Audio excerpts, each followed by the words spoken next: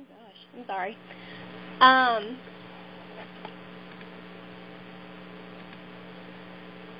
So before we start, I wanted to give a little introduction as to who I am and what I do for the Southern Georgia Regional Commission. My name is Megan Parker, and I graduated from ABAC this May with a Bachelor of Science in Agriculture. I'm currently the Environmental Project Manager for SGRC, and I work to maintain or attain grants and that fund best management practices or BMP implementation or exploratory projects, as well as fulfill the contractual obligations of those grant projects to the best of my ability throughout the region I serve. And I know that some of you know what the Southern Georgia Regional Commission is, but for those of you that don't, I wanted to bring a little light as to who we are and what my goals are within the Environmental Planning Department here.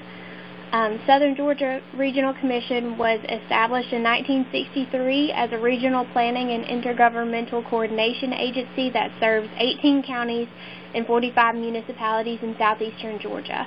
Our environmental planning program focuses on public interaction and engagement that not only brings awareness to our natural environment, like wetlands and other natural ecosystems, but also how the built environment can impact these areas as well.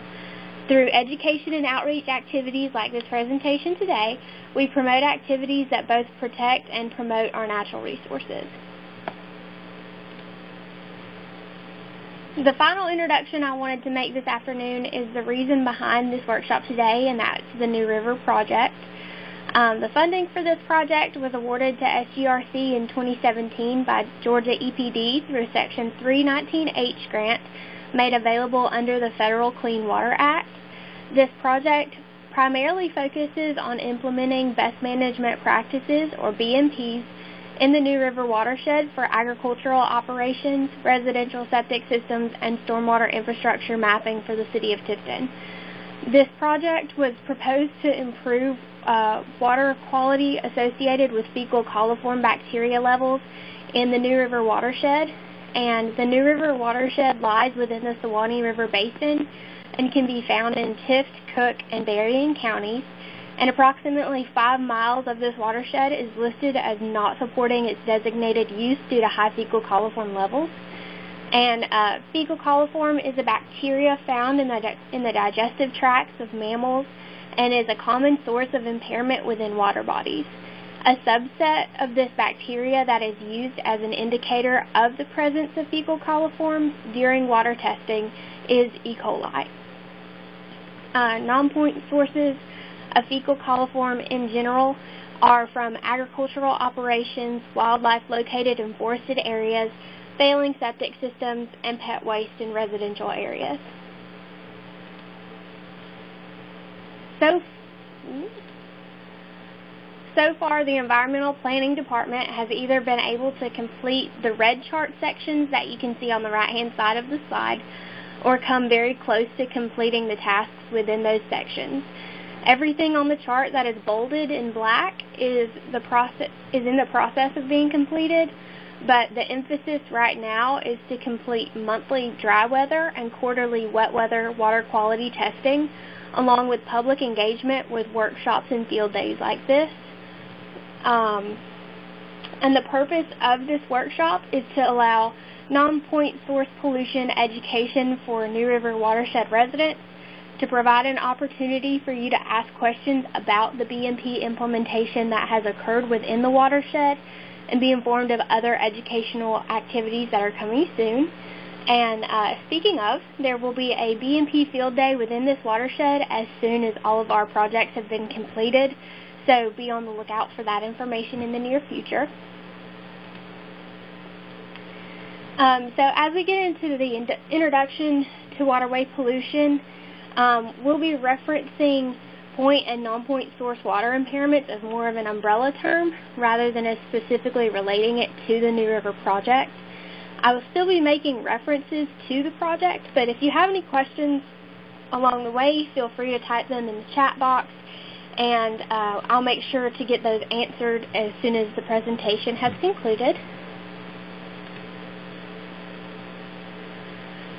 So before I start talking about non-point source pollution specifically, I wanted to identify the difference between point and non-point source pollution. So point source pollution is easier to identify because the source of the waterway pollution is coming from a single source.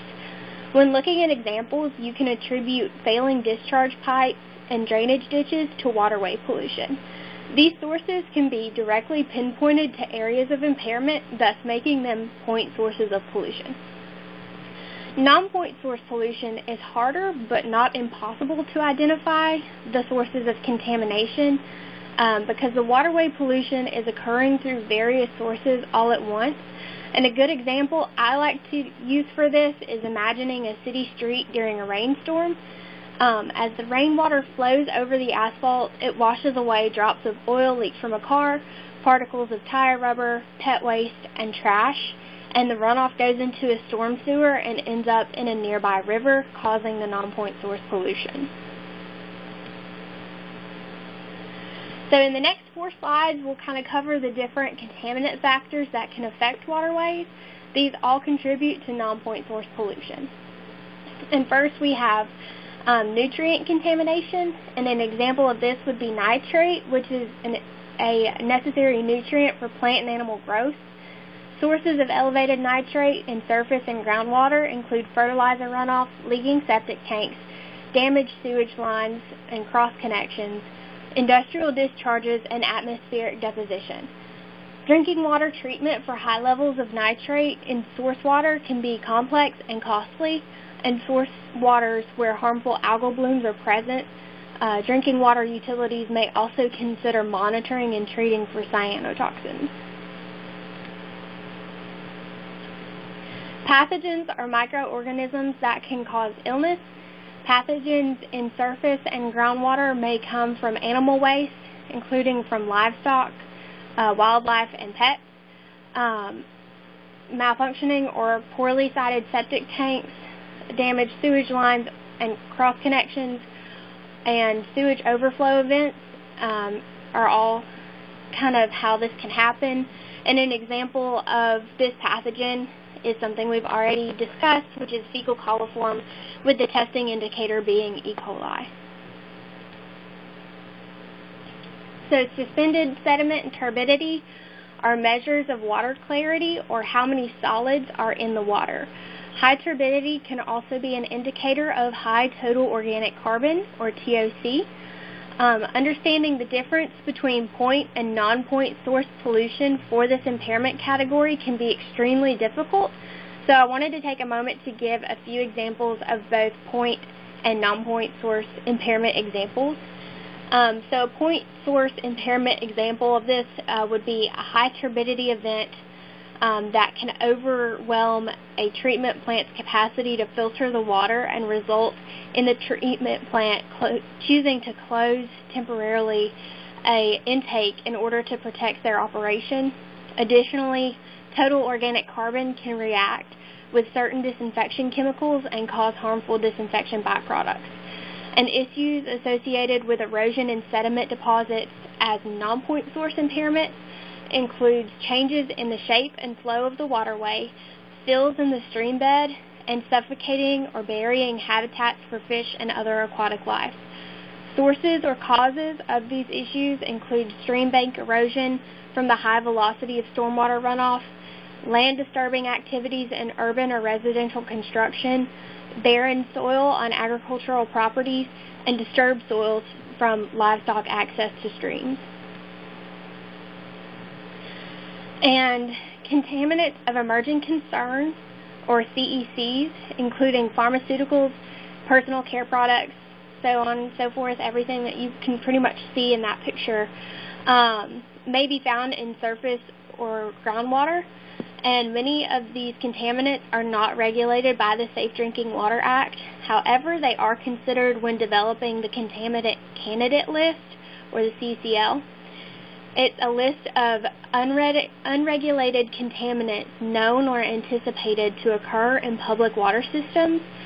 CECs come from a variety of sources, including both point and non-point source impairments, However, this is a relatively new indicator classification of the presence of an impairment, so there's not enough data that I could find in my research when coming up with this workshop that I could be able to pinpoint exactly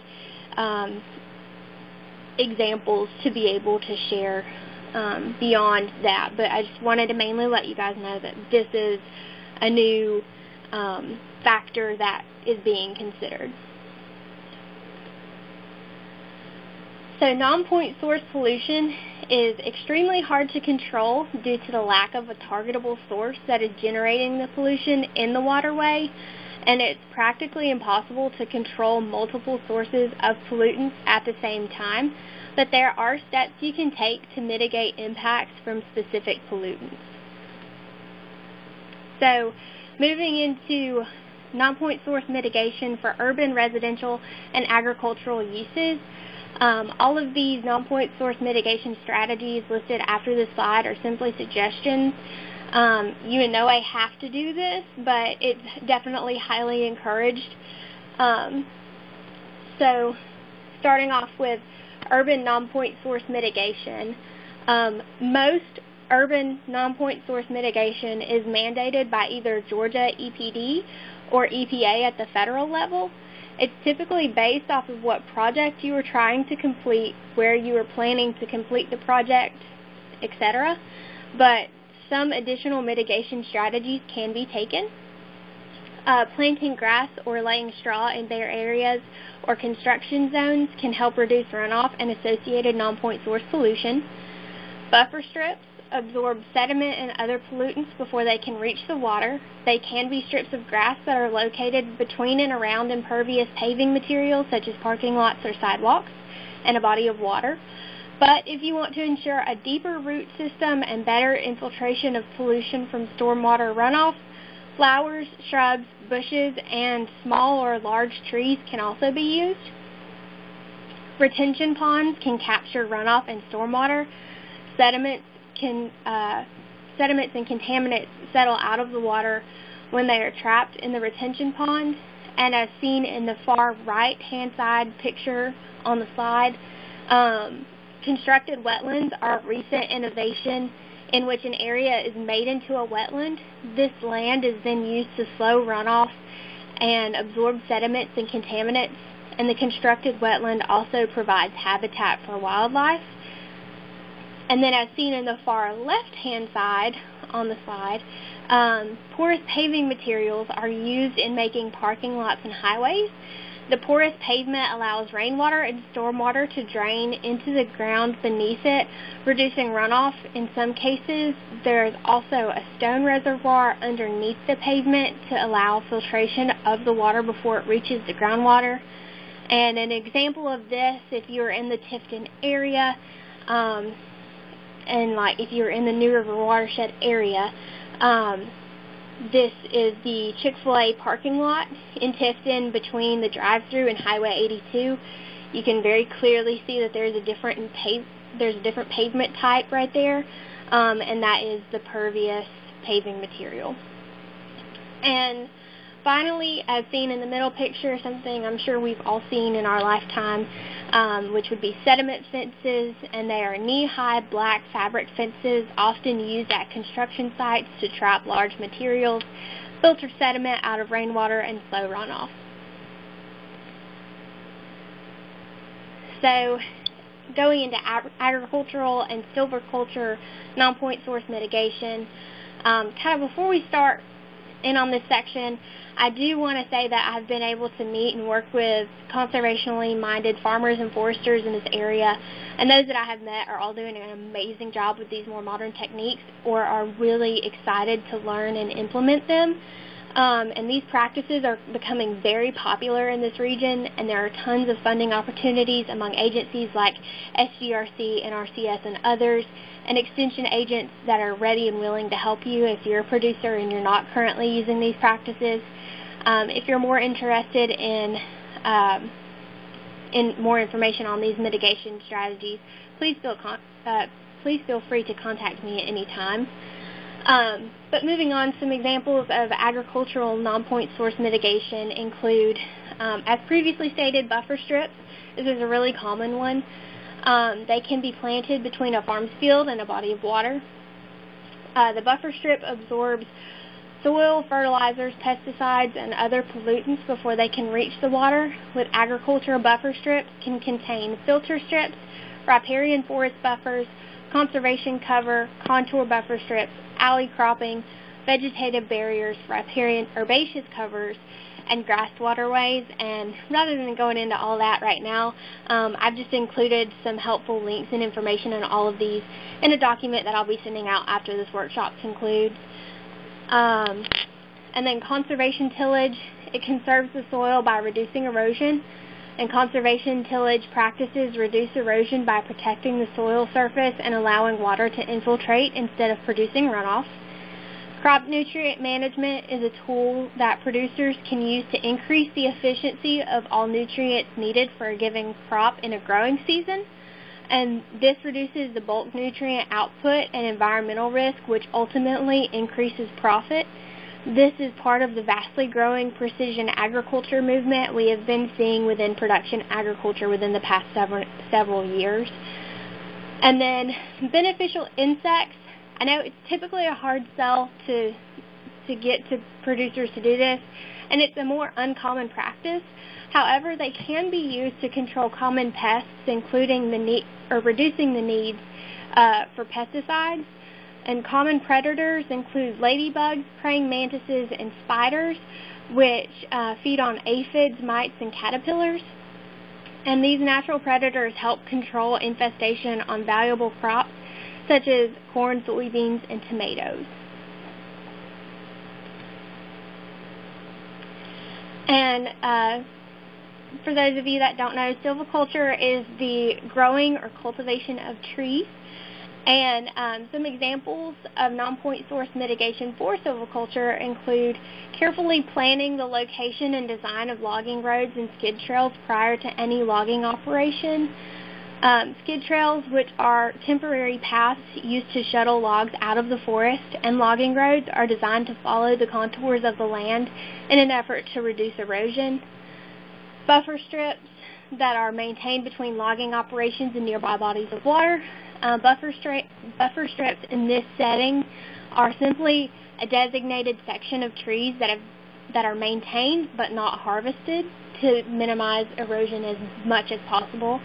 And then replanting trees after logging to allow regrowth and less erosion is also suggested for non-point source mitigation. And finally, these are some things you can do as a resident in the New River watershed to help protect your waterways from non-point source pollution. You can use and dispose of harmful materials properly. Avoid pouring hazardous materials down the drain, on the ground, or into storm drains. Fats, oils, rags, and grease or frog can cause septic system failures, resulting in ponding and flooding at residential sites where the sewage runs into nearby waterways when it rains. Other residential problems associated with frog include plugging sewer distribution lines and clogging trash screens in sewer plants. And some additional products that are used at home that contain hazardous or toxic substances that can contaminate groundwater or surface water includes motor oil, pesticides, leftover paint in paint cans, mothballs, flea collars, household cleaners, the list goes on. Thinking twice about lawn and garden chemicals, not necessarily cutting it out altogether because it can sometimes be necessary, but just limiting the use of pesticides or fertilizers, and always following the label directions is highly encouraged. Many fertilizers and pesticides contain harmful chemicals which can travel through the soil and contaminate groundwater or run off in stormwater to rivers, streams, and lakes. Properly maintaining your septic system.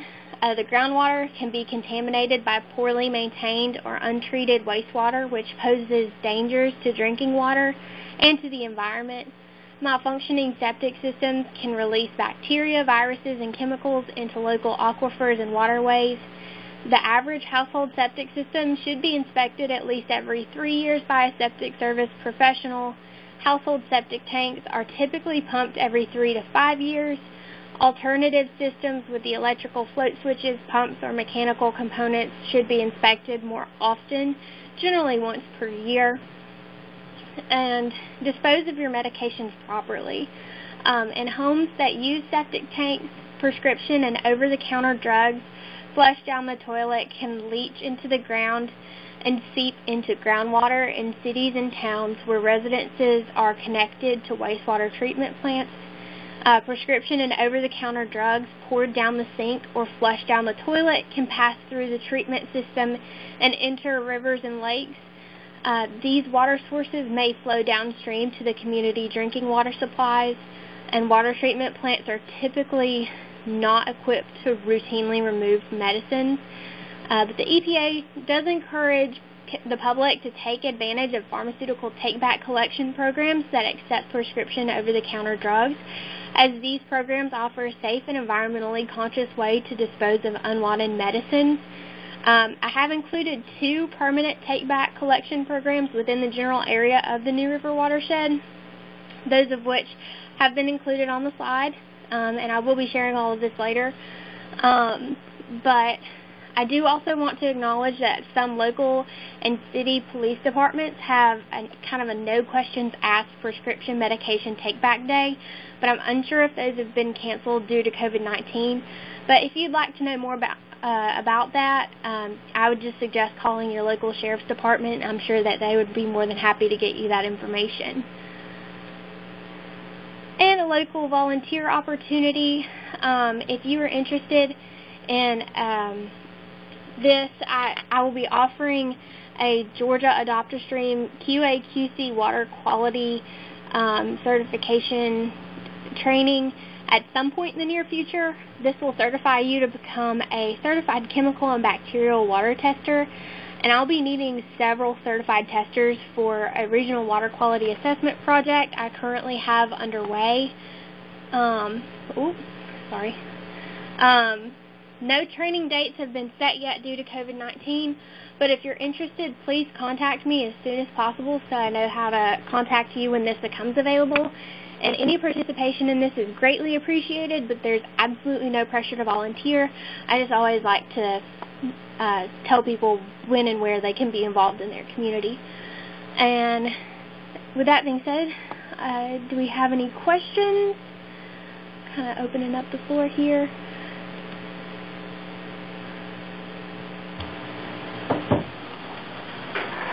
Megan, this is Corey. What are some of the BMPs that have been done in the community so far?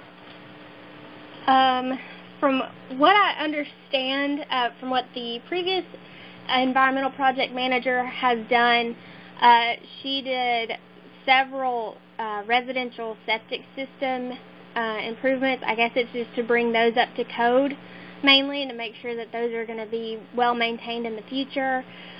We did a stormwater mapping plan with the city of Tifton. We helped them build the dog park that's over by Fullwood Park in Tifton. And then the big ones that we've been doing as far as agriculture goes include center pivot retrofits and cover crops to reduce erosion.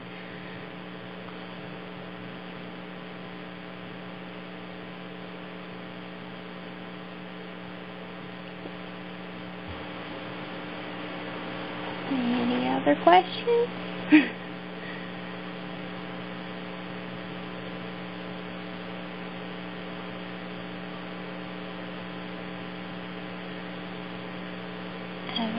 Okay, I'm not seeing any questions.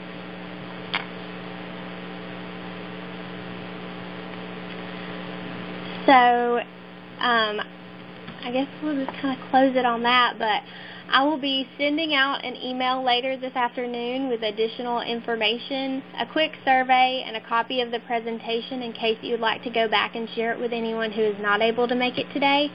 If you have any additional questions or comments about today's workshop, how to become a volunteer, or the upcoming BMP Field Day, please don't hesitate to reach out at the contact information that you see on the slide right now.